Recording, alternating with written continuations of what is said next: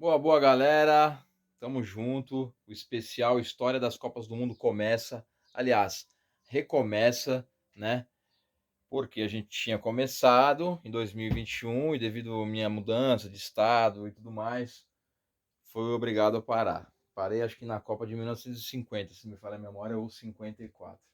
Bom, tô buscando aqui de um vídeo antigo imagens da Copa de 1930. E durante a transmissão dessas imagens, a gente vai falar um pouco do que aconteceu na primeira Copa do Mundo de futebol. Futebol que foi inventado pelos ingleses, que já estava ali no começo dos anos de 1900, tendo uma grande divulgação, uma grande expansão territorial da Europa para as Américas, depois Ásia, África. E nas Olimpíadas que começou mesmo a pegar mais um jeito. O Uruguai foi um time que mais começou a se destacar nas Olimpíadas. Mesmo porque essas quatro estrelas que tem em sua camisa celeste, duas são do bicampeonato de Copa do Mundo, 1930 e 1950, e as outras duas são das Olimpíadas anteriores à Copa do Mundo, que a gente também vai falar.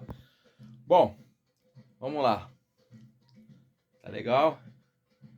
Aí, ó, imagens bacanas. Copa do Mundo de 1930 foi a primeira edição deste evento esportivo que passou a ser organizado quadrienalmente pela Federação Internacional de Futebol, a FIFA. A competição foi disputada no Uruguai, entre os dias 13 e 30 de junho de 1930. A FIFA selecionou o Uruguai como país sede, já que o mesmo estava comemorando o centenário de sua primeira constituição, além da conquista da medalha de ouro pela seleção uruguaia de futebol nos Jogos Olímpicos de 24 e 28. Era bicampeã olímpica, a Celeste, por isso o apelido Celeste Olímpica. Todas as partidas foram disputadas na capital uruguaia Montevideo, nos estados Centenário, Grand Parque Central e Pocitos. Bom, aqui é o logo do primeiro Mundial de futebol. Eu estou buscando na Wikipédia da Copa do Mundo, não tenho vergonha de dizer. 13 seleções participantes. Anfitrião Uruguai. Gols, 70 gols na primeira Copa do Mundo. 18 partidas, média de 3,89 por partida. O Uruguai foi campeão em cima da Argentina, o terceiro colocado Estados Unidos, quarto colocado Iugoslávia. Artilheiro foi Stabile da Argentina com 8 gols. Melhor ataque, Argentina com 10 gols. Melhor defesa, Estados Unidos e Uruguai, nenhum gol na fase inicial. Maiores goleadas, Argentina 6-1 nos Estados Unidos, no Estádio Centenário, Uruguai 6-1 na Iugoslávia, também no Estádio Centenário, sendo que os dois jogos das semifinais foram 6-1. Público pagante desta Copa do Mundo, a primeira, 434.500 pessoas, média de 24 mil pessoas por partida. O melhor jogador da Copa foi José Nassazzi, do Uruguai. 3 equipes, sendo 7 da América, 4 da Europa e 2 da América do Norte, participaram do torneio. Poucas equipes europeias participaram devido à dificuldade de viajar para a América do Sul. A Copa de 1930 foi a única em que os times foram convidados. A partir de 34, realizada na Itália, as seleções classificavam-se pelas eliminatórias, como é até hoje. Os times foram divididos em 4 grupos, onde o primeiro colocado de cada grupo classificou-se diretamente para as semifinais. As duas primeiras partidas ocorreram simultaneamente, terminando com a vitória da França, que derrotou o México por 4-1, e dos Estados Unidos, que derrotou a Bélgica por 3-0. Lucien Laurent, da França, marcou o primeiro gol da história da Copa do Mundo. Argentina, Estados Unidos, Iugoslávia e Uruguai classificaram-se para as semifinais. O Uruguai derrotou a Argentina pelo placar de 4-2 na final e tornou-se o primeiro campeão da Copa do Mundo da FIFA. Em 1914, a Federação Internacional de Futebol concordou em reconhecer o Torneio Olímpico de Futebol como sendo o Campeonato Mundial de Futebol para Amadores, responsabilizou-se em gerenciar o evento nas próximas 3 edições dos Jogos, em 20, 24 e 28. Nos Jogos Olímpicos de Verão de 1908 e 1912, a competição de futebol foi organizada pela The Football Association e pela Svenska Fotbollförbundet. Nos Jogos Olímpicos de Verão de 32, realizados em Los Angeles, não havia o futebol no programa de competições por causa da baixa popularidade do esporte nos Estados Unidos, uma vez que o futebol americano crescia em popularidade. A FIFA e o Comitê Olímpico Internacional, o COI, também divergiram nas questões dos jogadores. Olha aí a construção do Estádio Olímpico de Montevideo, que lindo. Eu tô deixando a camisa do Uruguai meio de fora aqui do ângulo, vamos fazer mais, né? Dando mais destaque aqui. Em 26 de maio de 1928, na 20ª sessão do COI realizada em Amsterdã, o presidente da FIFA, Jules Rimet, anunciou planos de criar um torneio distinto dos Jogos Olímpicos, aberto a todos os países membros da federação: Itália, Suécia, Países Baixos, né, Holanda, Espanha e Uruguai, se candidataram para sediar o evento. Até a data da votação, todos os países europeus desistiram, restando apenas o Uruguai. Logo após, a FIFA definiu oficialmente o Uruguai como sede para homenageá-lo pelo centenário de sua independência e por ser o atual bicampeão de futebol olímpico, que era considerado até então o torneio mundial de seleções mais importantes da época. A decisão foi anunciada no dia 18 de maio de 1829, lá em Barcelona. A primeira edição da Copa do Mundo foi a única sem o processo de eliminatórias, como já dissemos. Todos os países afiliados à FIFA na época foram convidados a participar e deveriam dar uma resposta até o dia 28 de fevereiro de 1930. Muito interesse foi demonstrado pelas nações das Américas, já que a Argentina, Brasil, Bolívia, Chile, Estados Unidos, México, Paraguai e Peru participaram. Foi uma mini Copa América com Conmebol aí. Um total de 7 sul-americanos disputaram a competição, mais do que em qualquer outra edição. No entanto, devido à longa e dispendiosa viagem por navio através do Oceano Atlântico e a ausência necessária para os jogadores em seus clubes originais, poucas equipes europeias estavam dispostas a participar. Alguns que recusaram viajar para a América do Sul em qualquer circunstância, e nenhuma equipe europeia se interessou em participar antes do prazo de fevereiro. Na tentativa de receber alguma participação europeia, a Associação Uruguai de Futebol enviou uma carta de convite à The Football Association do Reino Unido, a Federação da Inglaterra. Apesar de as nações britânicas, Inglaterra, Irlanda do Norte, Escócia e País de Gales terem se retirado da FIFA na época.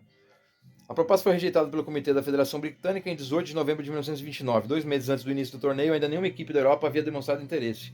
O presidente da FIFA, Julius Rimet, interveio e fez com que 4 equipes da Europa participassem, meio que à força, sendo Bélgica, França, Romênia e Iugoslávia.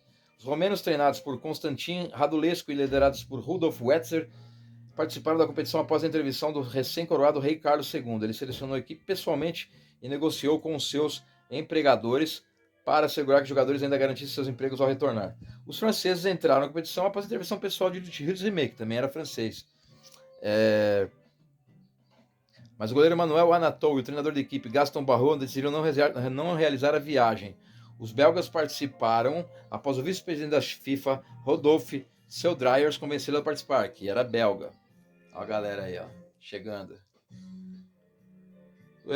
Os romenos embarcaram no navio SS Conte Verde em Gênova, enquanto os franceses embarcaram em Villefranche-sur-Mer, em 21 de julho de 1930, e os belgas embarcaram em Barcelona. O navio também levou o presidente da FIFA, Jules Rimet, o troféu da competição, os 3 árbitros europeus designados, os belgas Jean Langenus e Henrique Christophe, juntamente com Thomas Bowie.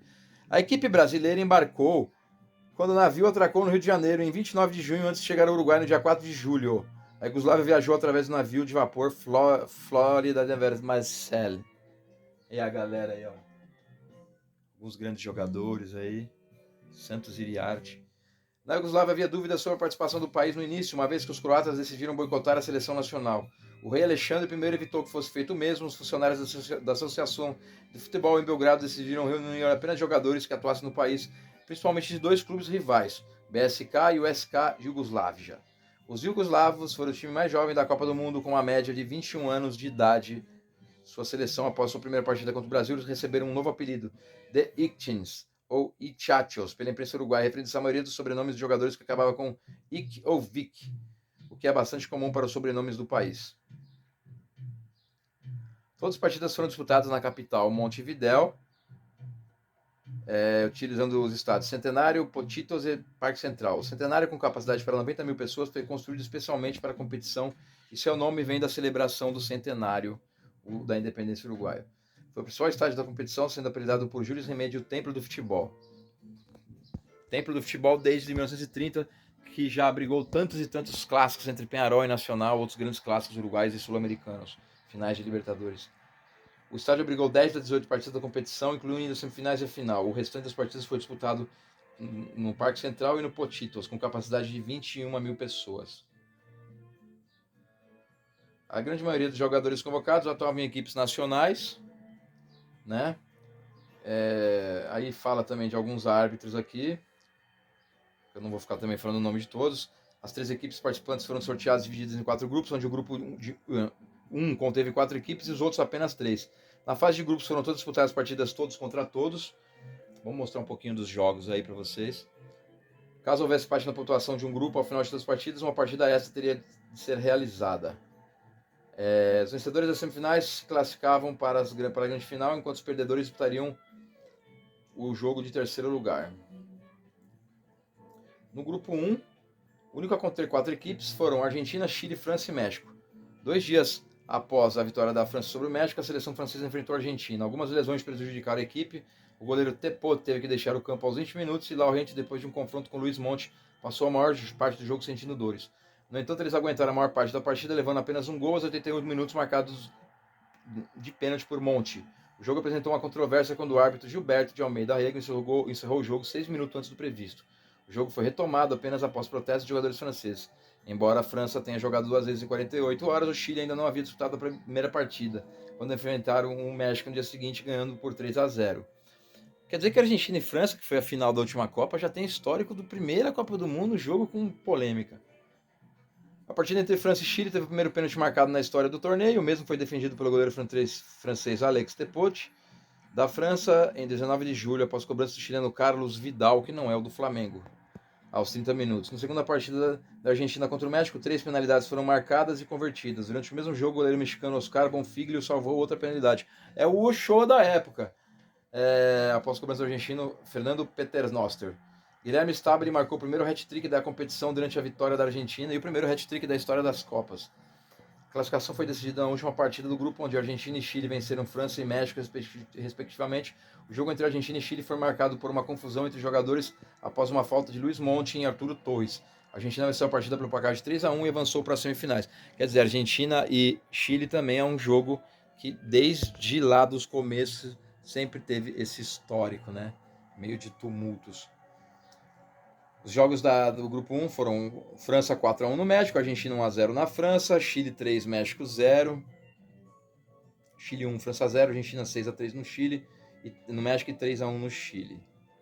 No grupo 2, que era composto por Brasil, Bolívia e Iugoslávia, o Brasil, cabeça de chave, perdeu a primeira partida para a Iugoslávia por 2-1. A Bolívia jogaria sua primeira partida internacional dentro do torneio. Ambos os jogos da Bolívia seguiram um padrão de apoio da torcida, mas que terminava com vitória. A torcida da Bolívia muito forte na primeira Copa do Mundo. Com a derrota contra a Iugoslávia, o primeiro tempo terminou empatado sem gols, mas no final 4-0 para a Iugoslávia.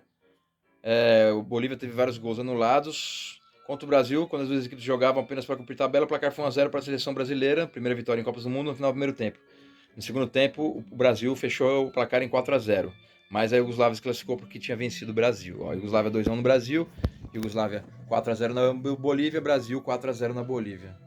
Bolívia jogou a primeira Copa do Mundo, hein? Depois, só em 1994. Olha os uruguaios aí comemorando.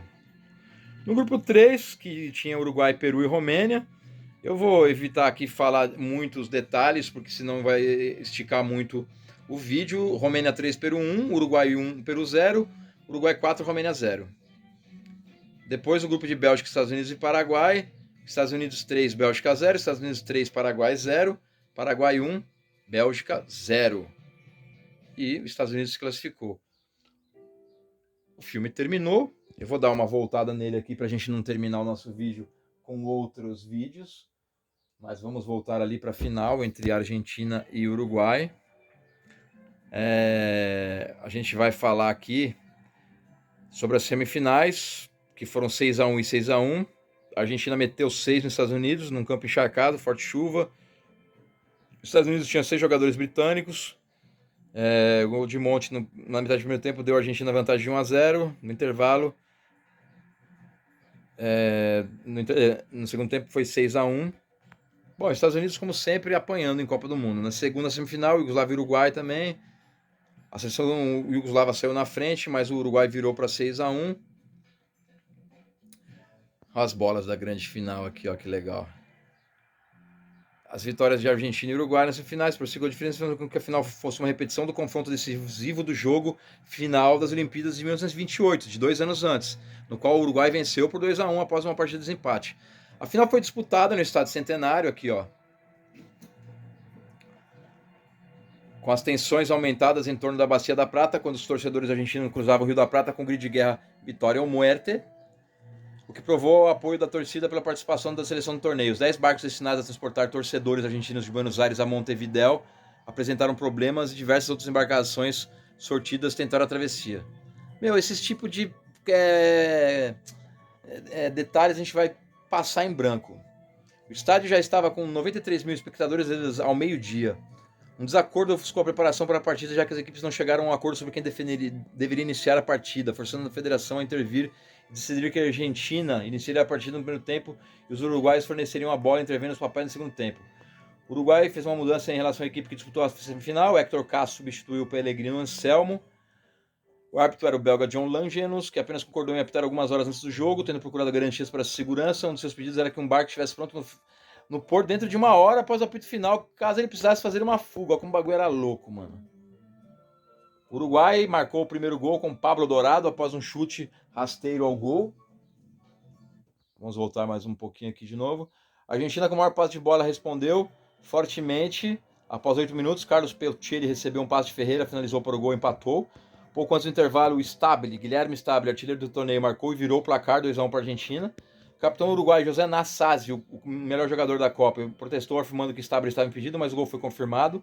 No segundo tempo, o Uruguai cresceu no jogo. Logo após a Argentina quase ampliar o marcador, o Uruguai contra-atacou. José Pedro Cea empatou aos 10 minutos. E Santos Iriarte marca e vira novamente o jogo a favor do Uruguai. Pouco antes do final da partida, Héctor Castro marcou o último gol, 4-2, fechando o placar, né? O Uruguai consagrou-se campeão mundial da primeira Copa do Mundo em 1930. E o presidente Luiz Rimet entregou o troféu para o presidente da Associação Uruguaia de Futebol, Raul Jude. No dia seguinte foi declarado feriado nacional no Uruguai, enquanto na capital argentina uma multidão atirou pedras na embaixada uruguaia. Olha como o bagulho era louco. Francisco Varalho, que jogou como atacante para a Argentina, foi o último jogador da final a falecer em 30 de agosto de 2010. O saldo de 2 gols em 4 partidas pelo Uruguai, em média de 3 gols por jogo, continua sendo a maior média de gols por partida de uma equipe campeã do mundo. Poucos jogos também, né? E a segunda maior em finais de Copa do Mundo depois de da Hungria em 54, com 3,4 gols por partida. Final, 4-2 do Uruguai, no Estádio Centenário, gols de Dourado, Tchea, Iriarte e Castro, Uruguai, Peltieri e Stabile para a Argentina. Os uniformes tradicionais foram jogados na final. Seleção uruguaia não disputaria a Copa seguinte, em 34, na Itália, devido a problemas com o translado. Seleção da Copa foi Alex Tepucci, goleiro francês, Milutin Ivikovic, iugoslavo, e José Nassasi, os zagueiros, que era o uruguaio, que foi o melhor jogador da Copa. Os meias foram Fausto, do Brasil, José Leandro Andrade, do Uruguai, e Luiz Monte, da Argentina. E na frente, Héctor Castro, Héctor Scaroni, Pedro Tchea, do Uruguai, Manuel Ferreira e Guilherme Stabile, da Argentina. Guilherme Stabile foi o artilheiro do torneio com 8 gols. No total, 70 gols foram marcados por 37 jogadores diferentes. O vice-artilheiro foi Pedro Tchea, do Uruguai, com 4 gols. E é isso, galera. A classificação final deixou o Uruguai como campeão, em primeiro lugar. A Argentina em segundo, Estados Unidos em terceiro, Iugoslávia quarta, Chile quinto, Brasil sexto, França sétimo, Romênia oitavo, Paraguai nono, Peru décimo, Bélgica 11º, Bolívia 12º e o México último lugar em 13º. Certo, galera? Bom, algumas referências aqui. Final do nosso vídeo, o primeiro vídeo da história das Copas, do fino da Copa, aqui no canal do Museu da Várzea, que vai mudar de nome para Camisa 7, né? Por alguns motivos aí. Espero que tenham gostado. É isso. La Celeste Olímpica, primeira campeã mundial de futebol.